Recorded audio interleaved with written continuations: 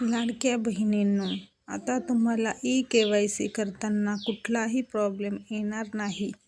वरून सूचना आलेली आहे.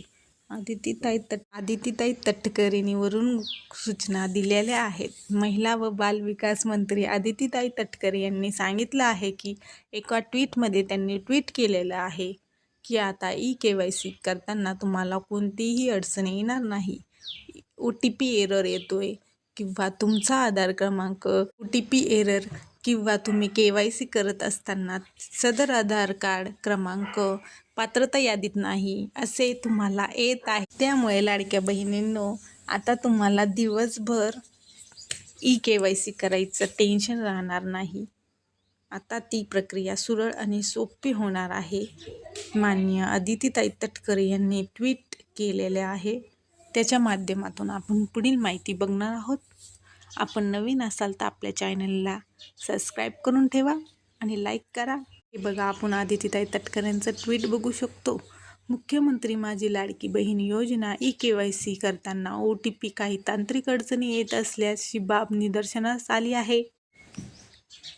महिला व बालविकास विभागाच्या वतीने याची गांभीर्याने दखल घेण्यात आली असून तज्ज्ञांच्या माध्यमातून याबाबत उपाययोजना करण्याचे काम प्रगतीपथावर आहे.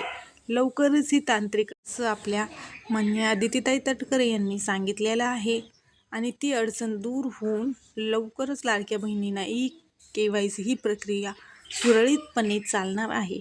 त्यामुळे लाडक्या बहिणींनो, तुम्ही आता दिवसेंदिवस त्या वेबसाईटवर ई-के.वाय.सी करत बसण्याची गरज नाही.